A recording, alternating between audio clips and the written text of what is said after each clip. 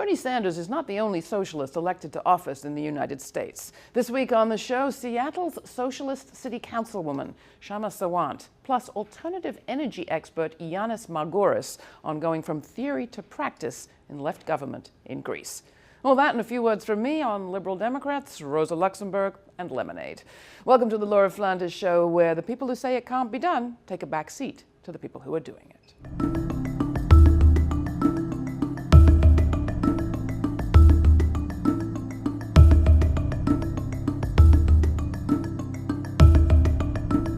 It's taken a lot of commentators by surprise. Even after he'd been mathematically counted out of the Democratic nomination race, support for Bernie Sanders just kept coming in. As of the end of May, he'd received 7.6 million contributions, won 22 contests, attracted 2.4 million donors, and 41% of those were 18 to 39 years old. Surprising, said the money media, because Sanders is a gray-haired socialist in the United States of America. One person who wasn't surprised, though, is our next guest.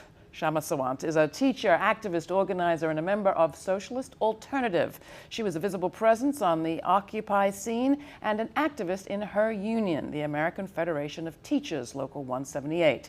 In 2013, she ran for Seattle City Council on a platform of fighting for a $15 an hour minimum wage, rent control, and taxing the super rich to fund mass transit and education. She defeated a 16-year incumbent Democrat to become the first socialist elected in a major U.S. city in decades, and the first socialist on the Seattle City Council since 1877. Kshama, welcome to the program. Glad to have you. Thank you for having me. I have so many things I want to talk to you about, and I've wanted to talk to you for so long.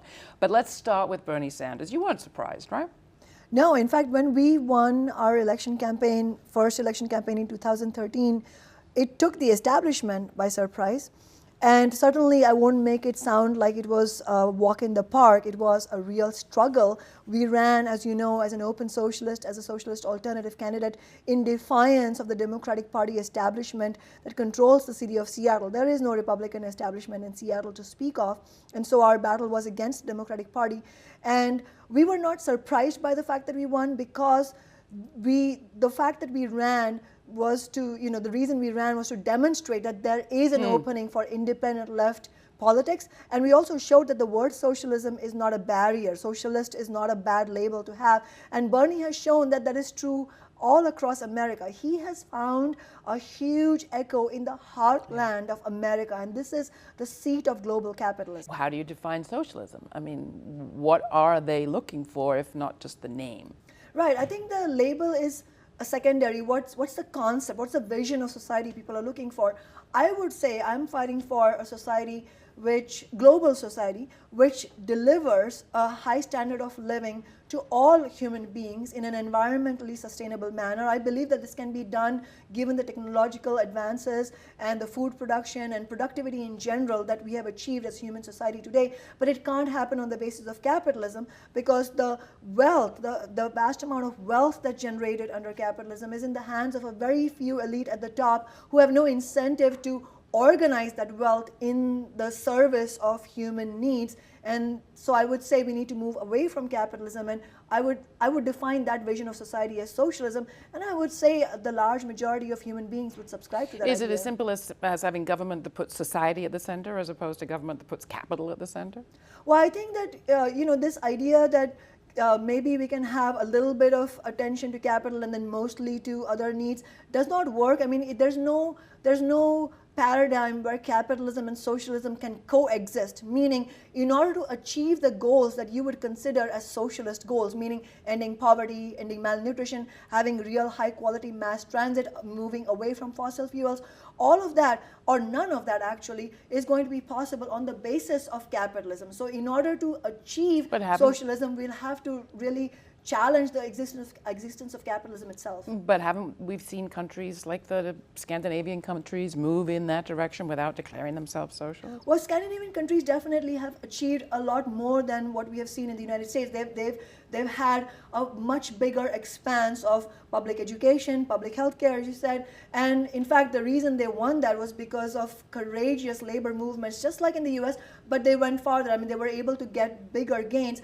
But I would call the Scandinavian countries social democracies under the system of capitalism, which would mean basically that it would, today, if we had social democratic ideas in the United States, which I think a lot of people are expressing support for through Bernie Sanders' campaign, it would be a huge progress. But if you look at what's happened to Scandinavia right now, many of those gains that were hard fought for are being lost in this wave of austerity. So as long as the power and the wealth remains in the hands of the capitalist class, we will never be able to maintain our reforms, let alone winning bigger ones. So that brings us to Bernie Sanders. I mean, how does his actual agenda stack up against what you're describing as the sort of socialist goal? He calls himself a socialist, but he's running in the Democratic Party. Yes, primary. I mean, in reality, if we looked at what he defines himself as, I would say that is social democratic principles, and I would, as a socialist, go farther than that. But I think what's happened because of Sanders' campaign, and here is where I would say he has indeed performed a huge service for American working class people, is that he was able to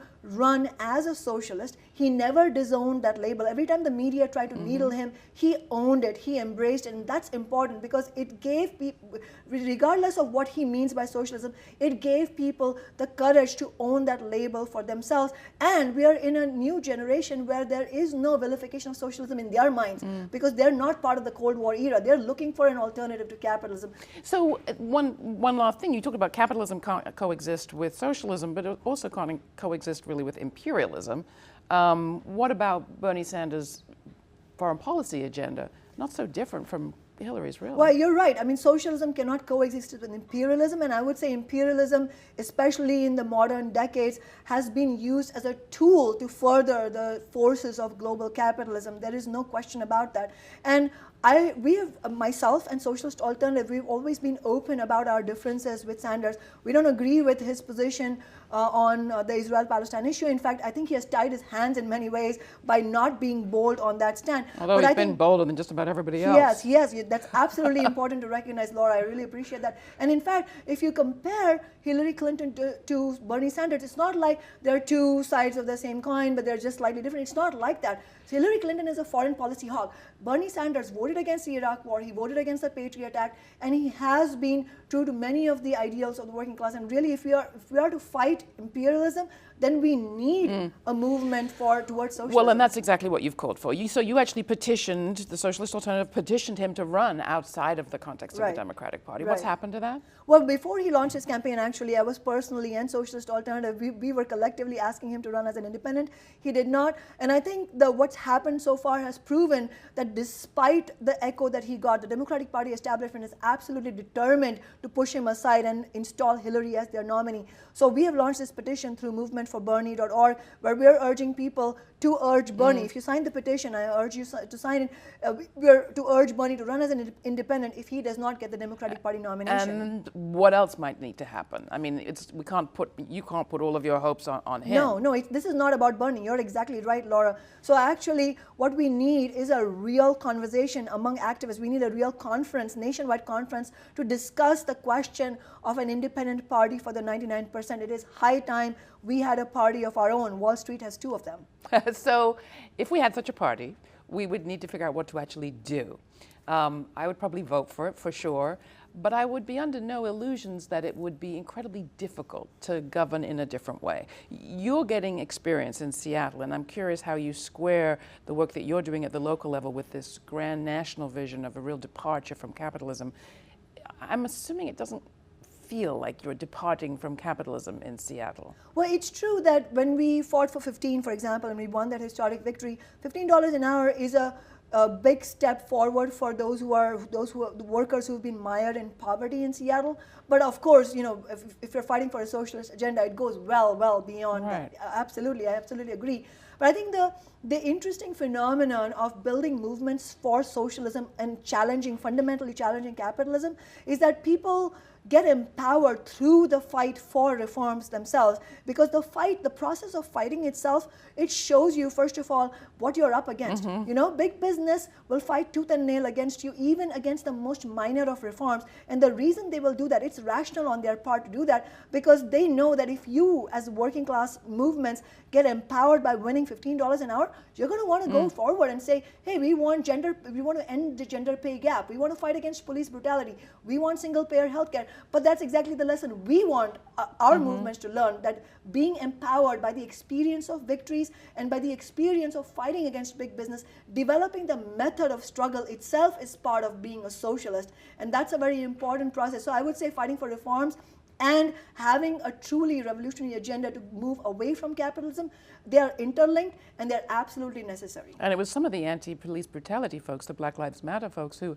actually confronted Bernie Sanders in Seattle early on, right? BLM activists did confront Bernie Sanders, and in fact, if you look at a lot of the speakers who, black organizers and activists who are supporting Bernie Sanders, like Michelle Alexander, like Sean King, like Killer Jealous. Mike, yes, exactly, Ben Jealous, everyone, Nina Turner from Ohio.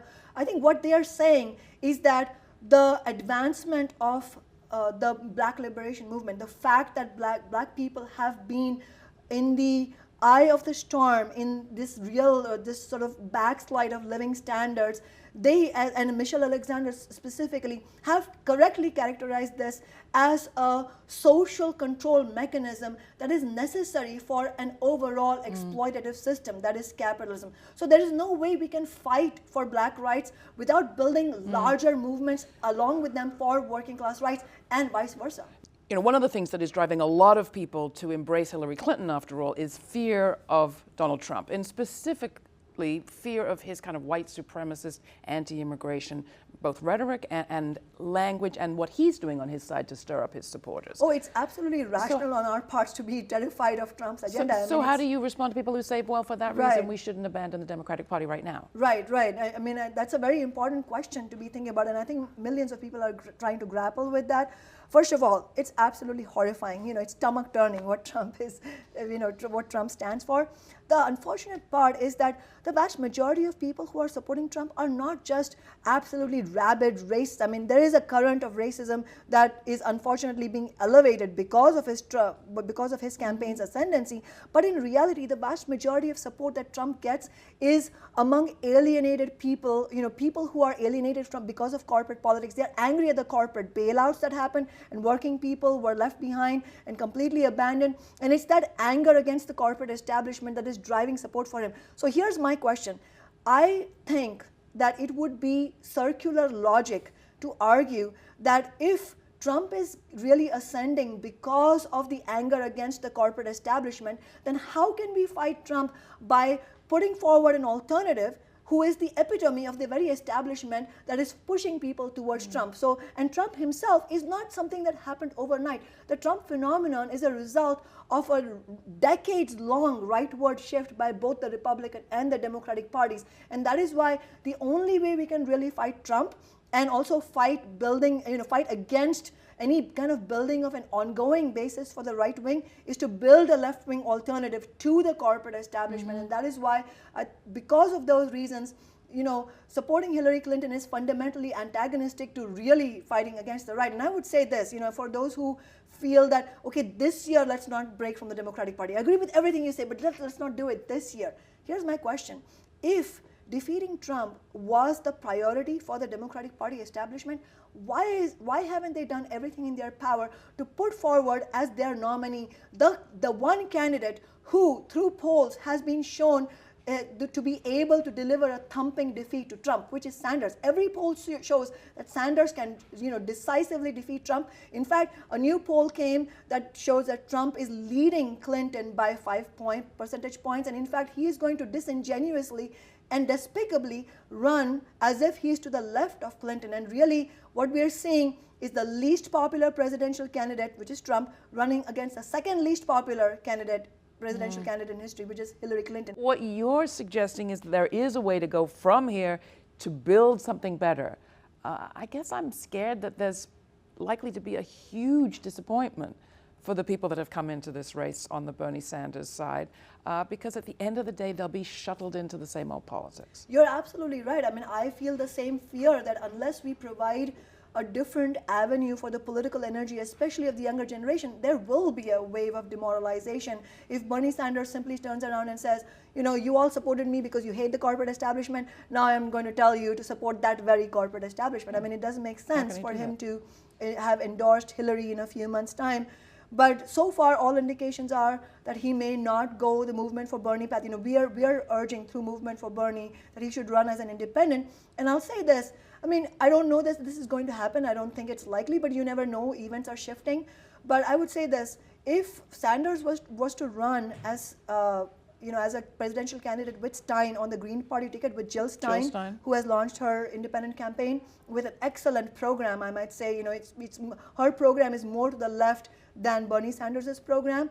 And if we had a Sanders-Stein presidency run, it would be enormous. It would be no less than a political earthquake. But at the same time, I will also say this. I will thank Bernie for all the service he has, you know, provided in terms of really activating a whole tens of millions of young people. I will also not want to sacrifice our movement to his decision if he were to decide to endorse Hillary Clinton. We should be standing with Sanders as long as he can go and really demanding that he run as an independent. But at the same time, we should not hold our movement hostage to any one person's decision. Our movement has to keep going forward. So I would say that if Sanders does not run as an independent, does not run with Stein, then we absolutely, our movement should stand behind Stein and, you know, really support her candidacy. But not, and again, it's not just about her either. It's about using Jill Stein's campaign, using her platform in order to raise the question of independent politics. And that would be a good vehicle if Sanders does not run. If you were, I don't know, mayor tomorrow, or if you had charge of a city like Seattle, what would be your socialist agenda? What would you actually try to do or get done at the local level? What would it look like? Well, first of all, just to give the political context behind which we won as a city council member and won the re-election, and if we were to win other seats and if we were to run other candidates, it's definitely not about me. It's not about Bernie, it's not about me. It's about that mass movement that we're building, and we would like to run independent candidates and build an independent party in service of these mass movements to win social change. It's not about the candidates. But if we were to win such a platform, it would, if we were to have won that platform, it would have indicated already an ascendancy of the movement. I mean, the fact that we won was not in a political vacuum. It won because there was a movement, you know, Occupy movement, the Wisconsin public sector uprising. Things were changing all across the world, starting with the Arab Spring. And so I would say that if that happened, we would have a groundswell of momentum for all kinds of things. We would want to tax the rich to fund public schools. We would want to tax corporations to make full funding available for a full-fledged metropolitan mass transit system in Seattle, which we've been fighting for. But who's the obstacle to that? The Democratic Party establishment. So the first #1 step is to build our independent movements and build an independent party for the 99%. All right. Thank you so much. Kshama Sawant. So glad to have you. Thank you so much for having me, Laura.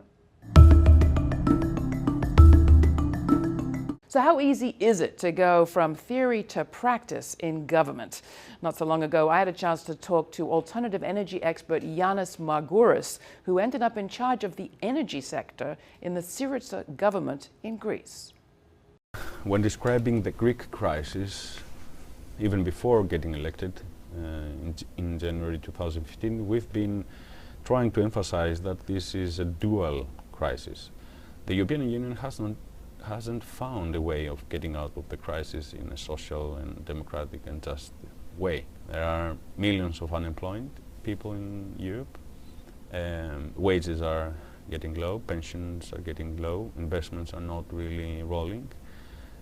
And the future doesn't seem very clear and open for European citizens in general. So Syriza found itself a bit lonely in a set of European balance, which is on the other side of the political spectrum, right, some extreme right. So it proved that the European Union and its institutions were not that democratically sensitive as many of the analyses was arguing. What we discovered was the potential, the huge potential of the public company to be used as a center for development, not only for the company revenues or the employees, but also for the general public.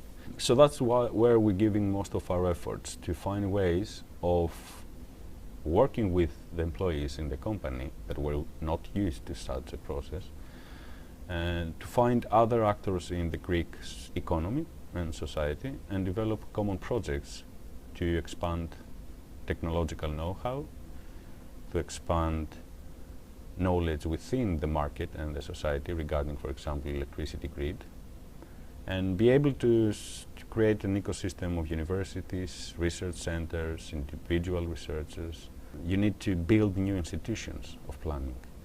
And since it's a left administration, institutions which are also open to public and social influence and public and social participation. And in order for these processes to be successful, as history has proven, you need to have, let's say, a period of stability. And the crisis does not give you that. So the economic crisis creates circles of political crisis, administrations change, and people feel demotivated and powerless. And then during the last year, and I'm really afraid that this probably might be the big factor that will determine this historic period, is the refugee crisis. Sometimes it feels like you get 50 years older within 1 year.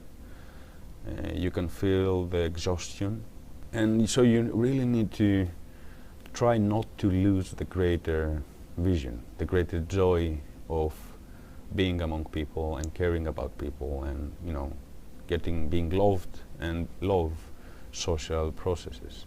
I mean, one thing that the Greek experience has proved is that we need to move further from just slogans or demands.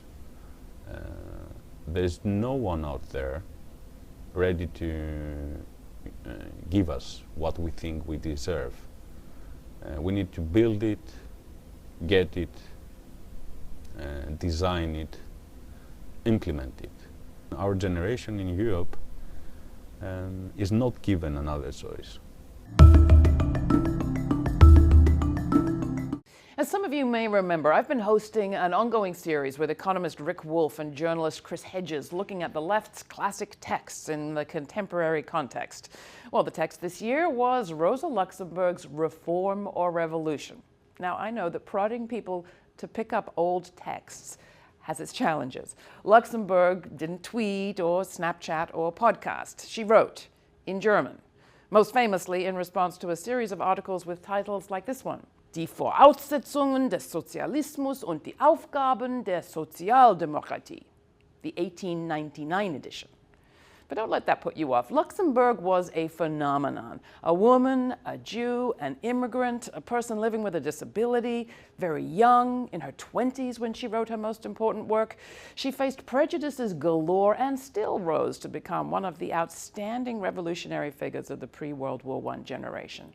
In the 1890s, she led the fight against the evolutionary as opposed to revolutionary socialists who argued that capitalism might not need to collapse or the proletariat revolt, but rather could be reformed gradually. To set the scene, imagine, if you can, living in a time at the turn of a new century in which new technologies are everywhere on the rise, but everywhere corporate cartels or monopolies control not just the economic but the political mechanisms of the state. Now imagine that wages are falling, trade unions are struggling, and wars of empire seem always to be breaking out. Crazy, right? Imagine further that a man is arguing that socialism can be advanced not by overturning that state, but by electing a self-described socialist president. He's even talking about a revolution. What is going on?